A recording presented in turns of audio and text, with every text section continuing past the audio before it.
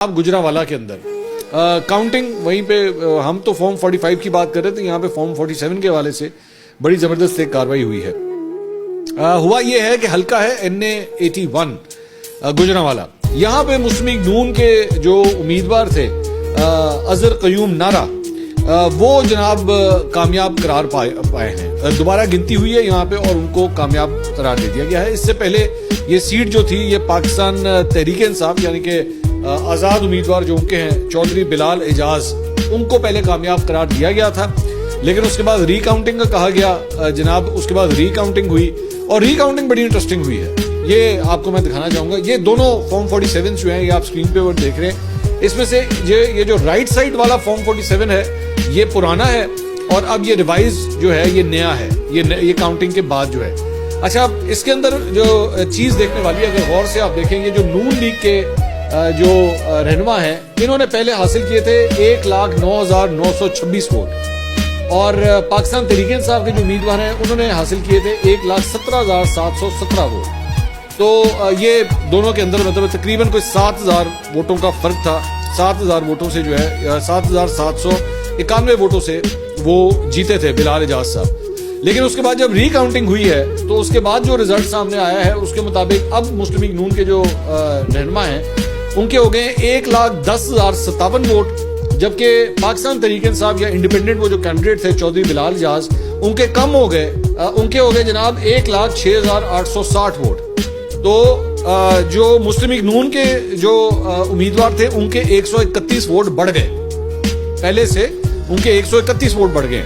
लेकिन जो तहरीक इंसाफ के आजाद कैंडिडेट थे उनके 10,857 वोट कम हो गए। सीधा सीधा मतलब उनके सिर्फ 131 बढ़े, यहाँ पे इनके 10,857 वोट जो है वो कम हो गए। लेकिन जो सबसे इंटरेस्टिंग बात ये है कि ये कमी कहां से आई है, ये आई रिजेक्टेड वोट्स के अंदर। अगर आप ऊपर गौर से देखें तो पहले जो रिजेक्टेड वोट्स ये जो सामने नजर आ रहा है ये लिखा हुआ है 7,102 वोट। 7,102 वोट जो है इस हल्के में उस वक्त रिजेक्ट हुए थे। लेकिन जब रिकाउंटिंग हुई है तो इसकी तादाद हो गई 17,886। 10,784 वोट जो है इस रिकाउंटिंग के अंदर रिजेक्ट कर दिए गए कि जनाब ये वोट जो है ना ये नहीं बनता था। अब अगर आप उधर उठा के देखें तो 10,857 वोट उनके कम हुए हैं पीटीआई के, और जो रिजेक्टेड वोट्स की तादाद है वो 10,784। यानी ये कहा जा सकता है कि ये सारा का सारा वोट जो है वो पीटीआई का वोट था जो रिजेक्ट हो गया। वो सारा वोट पीटीआई का था जो रिजेक्ट हो गया। नून लीग के बढ़ गए और पीटीआई के जो है वो 10,784 वोट कम से कम रिजेक्ट हुए, जिसमें और वैसे उनकी काउंटिंग में और भी कमी होगी, 10,857 वोट जो है कम हो गया। और इस तरह नून लीग के रहनुमा जो है वो कामयाब करार पाए हैं। ये वोट किस और टोटल तादाद 17,886 ये तादाद बन गई रिजेक्टेड वोट्स की। तो वो मैंने बहुत शुरू में मेरे ख्याल में इंतखाबात के अगले एक हफ्ते के अंदर हमने एक रिपोर्ट आपको पेश की थी कि 25 या 30 ऐसे हल्के हैं जहां पे विनिंग मार्जिन से ज्यादा वोट्स जो हैं रिजेक्टेड हैं।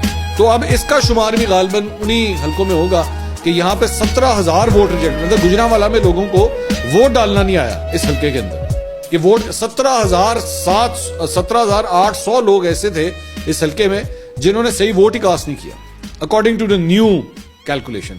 बाकी मैं ਤੁਹਾਡੇ ਤੇ ਛੱਡਣਾ कि ਤੁਸੀਂ ਇਹਨੂੰ किस तरह वैल्यूएट कर दो। मैंने तो सिर्फ आपके सामने नंबर्स रखे, मैंने तो और कुछ भी नहीं किया।